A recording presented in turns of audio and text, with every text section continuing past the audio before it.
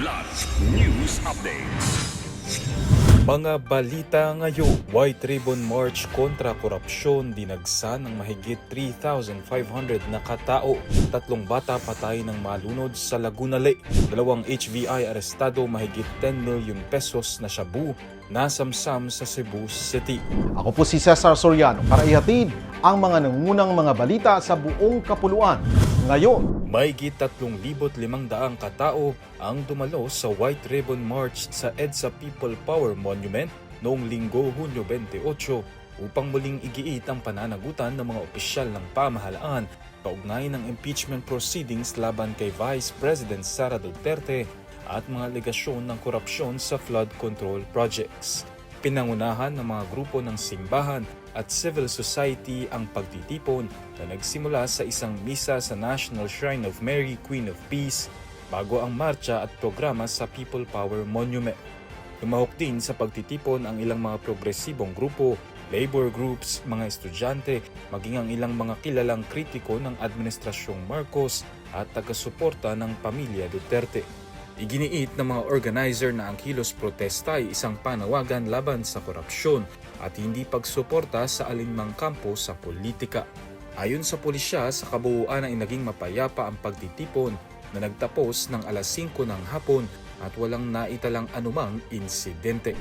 3 bata ang nasawi matapos malunod sa Laguna Lake sa Barangay Sinalhan, Santa Rosa City, Laguna noong Huwebes ng gabi, Hunyo 25. Ayon sa pulisya, naglalaro sa ulan ang mga biktima nang mapadpad sa dalampasigan ng lawa at tuluyang makarating sa malalim na bahagi ng tubig.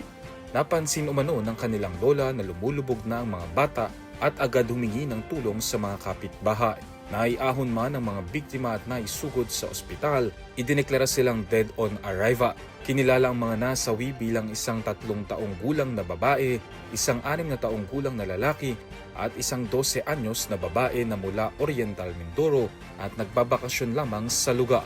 Kaugnay nito ay naglagay na ng warning signs ang lokal na pamahalaan sa gilid ng lawa kung saan nalunod ang 3 bata. Arestado ang 2 high-value individuals o HVIs matapos ang magkahiwalay na buy-bust operations na isinagawa ng Cebu City Police Office at Philippine Drug Enforcement Agency noong gabi ng Hunyo 26 at madaling araw ng 27.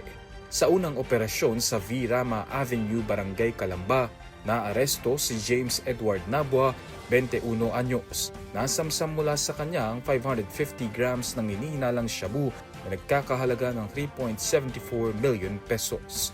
Samantala, sa ikalawang operasyon sa sitio San Isidro, Barangay Mabolo, timbog si Cristito Flores Tumampo Jr. alias Junjun, 26 anyos, na nahulihan ng humigit kumulang 1 kilo ng shabu na tinatayang nagkakahalaga ng 6.8 million pesos, kasama ang buy-bust money at iba pang ebidensya.